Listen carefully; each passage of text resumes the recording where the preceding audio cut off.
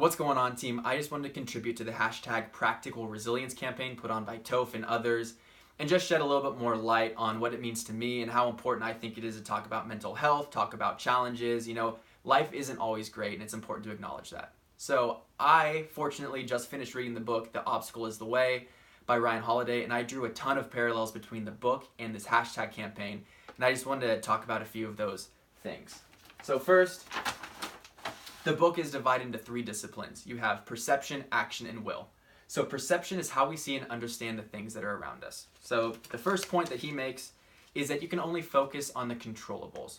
You can't be distracted by the noise around you. Only the controllables, only the things that are pertinent to you. You perceive those and you worry about those. Also, he says to use objectivity, and by using objectivity, you can limit emotion. Objectivity is just seeing the things the way they are and setting just a black and white goal or, vision for how they are. He also says, more related to the hashtag campaign, is you need to choose a mental framework that sets you up for success. So by seeing the challenge or the situations in a certain way that is easier to understand or more appropriate for you will help you achieve your goals because you aren't as worried about all the things that could go wrong. You only see them for the positive and the things that can go right. So the example that he gives in the book is Marcus Aurelius. He had the opportunity to drink many fine wine, but he practiced perception by describing the wine as simply fermented grapes. It was just a way to keep him very grounded, and he practiced perception in that way. Second point is action, and action is the steps that we take to approach an obstacle. So the first point that he made about action is you have to act. You can't talk about it. Talking about it's going to do nothing. Talk is cheap. You have to just go ahead and start. He also talks about breaking up the challenge into little pieces, and by breaking them up into pieces, you can accomplish incremental goals, and with those goals, you achieve success, and you have the motivation to continue going and push forward. And then he also talks about being creative in your approach. If there's an obstacle in the way, you can go around, you can go under. By getting creative, you actually open up other doors, and there's always a way to figure out how to get to your destination. So keep that in mind. The example that he gave of this was Amelia Earhart. And Amelia Earhart's goal was to solely fly transatlantically. And her first opportunity, she flew transatlantically with two other men, and she didn't really have a task in the whole thing. And instead of feeling like the opportunity was really demeaning to women, she took the opportunity as, okay, this is my chance, this is my in, and from there I can build. And that's exactly what happened. She had her first opportunity of success. Built in the next one, boom, boom, all the way until she went and achieved her goal of doing it by herself, which is incredible. Last point is will. Will is our intrinsic desire to succeed and is unaffected by external factors. So the key point to will is anticipation. To expect the things that are going to go wrong during your journey and to be prepared to overcome those internally. Then he also talks about acquiescence, which is calling it the way it is, accepting the things around you. And by coming to terms with your environment and the other things that are affecting you, you can focus more on yourself and the things that you need to do to accomplish the goals. And then last, just built into the term of will, is perseverance.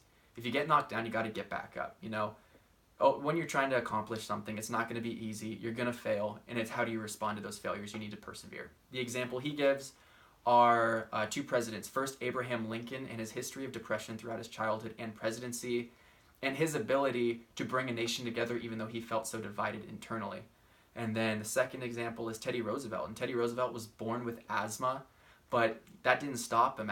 Even as a kid, he developed this work ethic to work out and strengthen his body and overcome the asthma because he knew it was possible. And obviously we know Teddy Roosevelt is such a strong and forceful man, but it wasn't always that way. He built into that.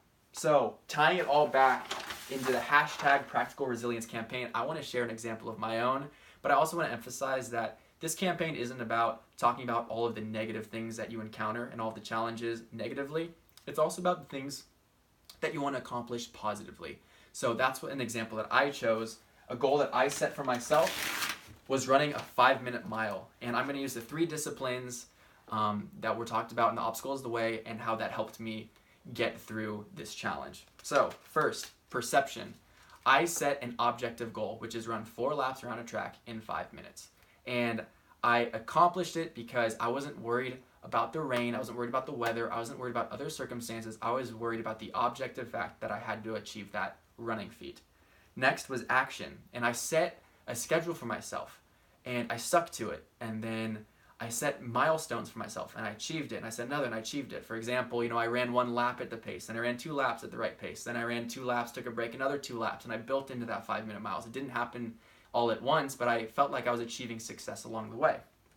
And then last, and I think this was most important in my success, is will. And I anticipated the pain that I was going to feel upon finishing, but instead of shying away from that pain, I changed the meaning of that pain. I knew that that pain meant that I was so close to accomplishing what I had set out to do, and I was going to greet that pain with celebration. So I remember with 300 meters left, that's exactly what happened, and I started smiling just because I had prepared for this moment. I knew exactly what was going to happen, and then it was just so poetic that it happened exactly in that way, and I was prepared to overcome it. So that is my example of how I practiced #practical resilience. And I want to hear yours. I think that this campaign is about sharing our experiences so that we can learn from them and overcome our own struggles by using the techniques of other people. So please, please, please contribute to the campaign, and let's raise some more awareness about the things that we have going on in our life so that we can, become better people, and share your video because I want to see it and I'm going to be all over it. All right, so appreciate it.